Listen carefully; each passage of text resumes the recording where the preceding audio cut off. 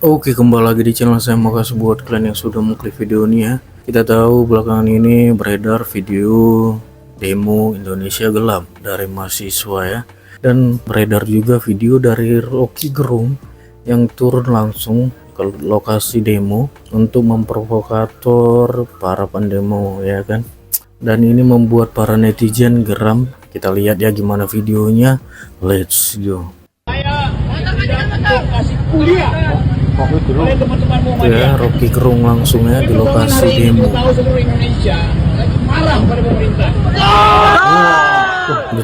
Betul macam ngerti aja mahasiswa. Jadi tugas mahasiswa untuk mengendalikan politik dengan basis argumen akademis. Jadi silakan kalian demo, kalian punya hak untuk menentukan isi negeri ini. Menentukan isi negeri ini. Aduh, mahasiswa lagi.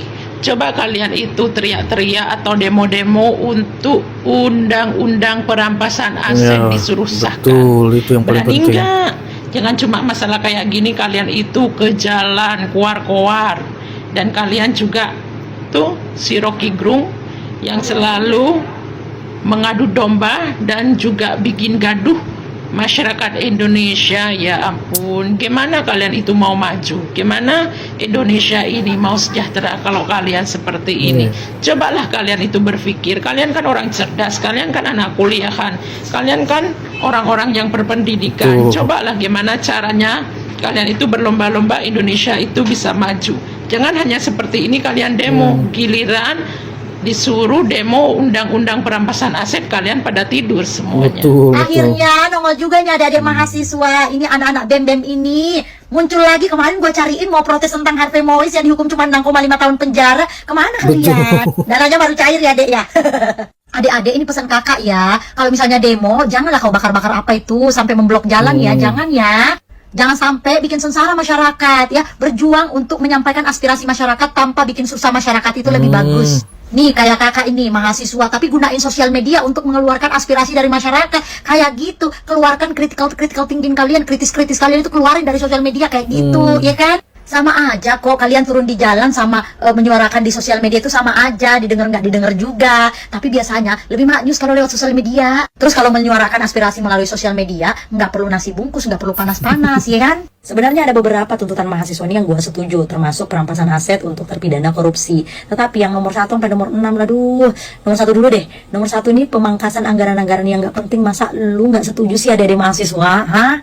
Terus ada juga ini yang gue denger dari hasil interview dari salah satu media terhadap salah satu mahasiswa yang melakukan demo, bilang gini nih.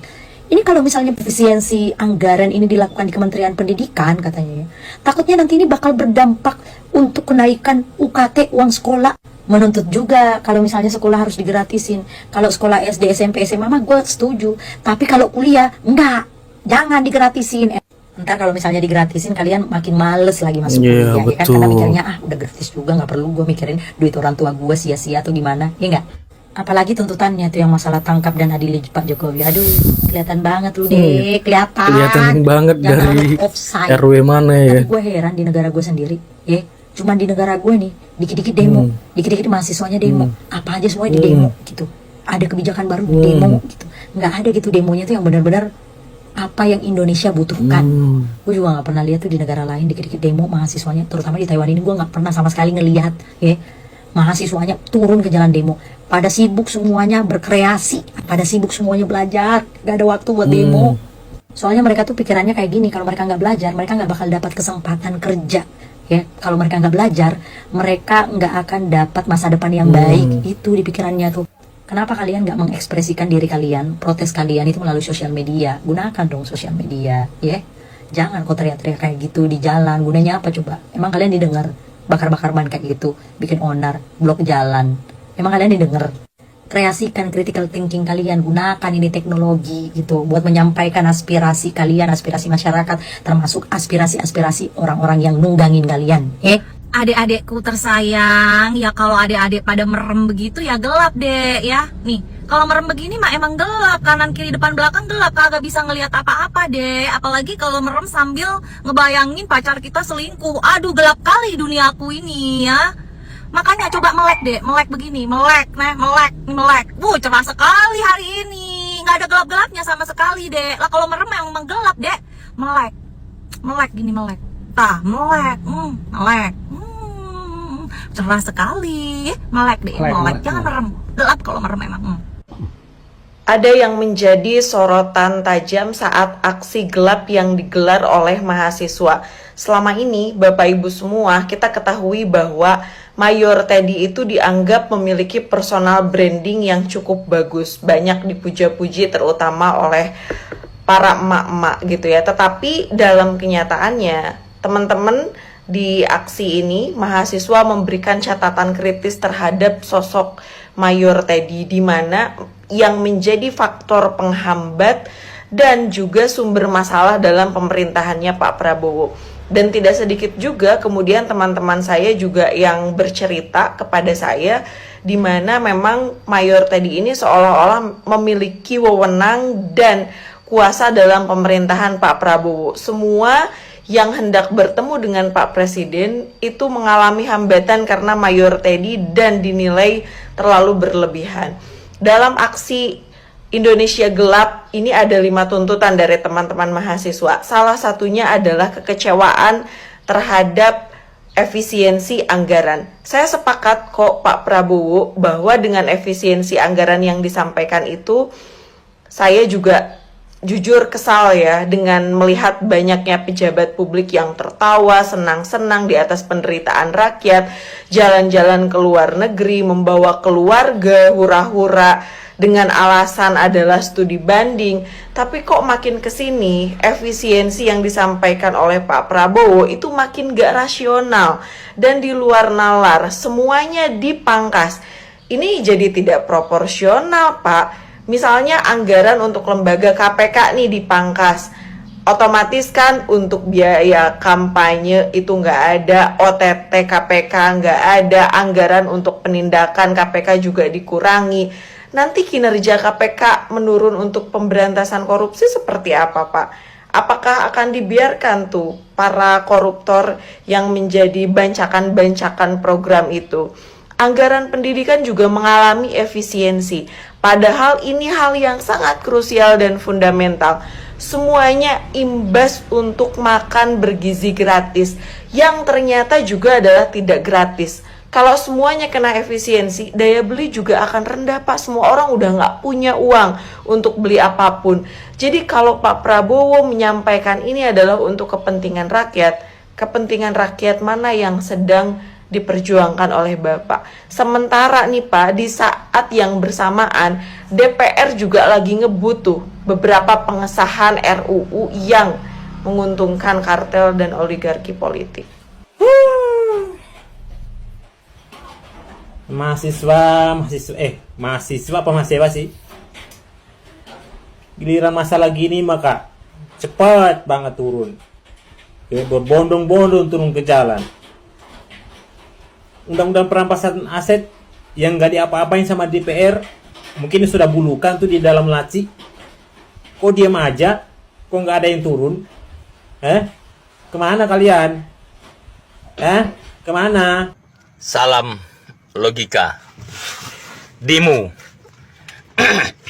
Sudah dari tahun lalu saya prediksi kalau demo itu tidak akan berhenti. Demo tetap berlanjut. Siapapun presidennya, terkecuali ada kelompok-kelompok ekstrim yang memegang negeri ini, yang berambisi memegang negeri ini, hanya itu. Tidak ada benarnya pemerintah.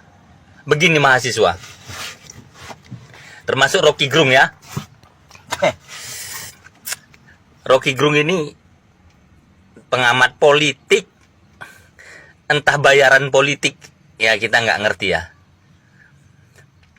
Yang merusak negeri ini, Rocky Gerung, paling utama itu adalah para koruptor. Lantas, mengapa para mahasiswa tidak mendemo DPR untuk mengesahkan RUU perampasan aset, atau memiskinkan, atau hukuman mati, atau sekalian dimiskinkan, dihukum mati lagi?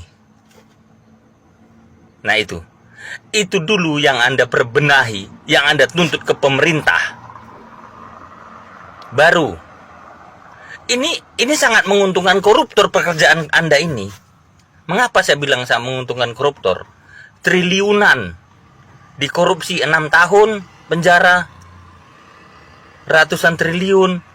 Sementara rakyat kecil, apalagi kami para driver, hanya salah jalan didenda sama polisi ya sampai ratusan juta, ratusan ribu. Gaji kami hanya 100.000 per hari. Ini terkhusus ke Rocky Gerung yang merasa dirinya manusia paling pandai di seluruh dunia. Ternyata manusia paling tolol yang bisa dibayar. Maaf, logika ya. Seharusnya Anda itu Rocky Gerung serukan kepada mahasiswa. Itu dulu kita benahi undang-undangnya. Setelah ada undang-undangnya, baru di demo itu kejaksaannya, hakimnya segala macam agar menangkap KPK-nya, agar menangkap seluruh koruptor. Apabila mereka tidak bisa menangkap, KPK-nya yang ditangkap. Mungkin ini lebih efektif daripada ini jerat-jerit merusak marwah NKRI saja. Inspektor asing pun jadi takut masuk ke NKRI ini karena ulah Anda, ulah kelompok-kelompok Anda. Ini mahasiswa entah mahasewa juga, nggak pakai logika. Salam logika. Oke, itu dia video gimana menurut kalian, dan sampai bertemu di video saya selanjutnya. Buah.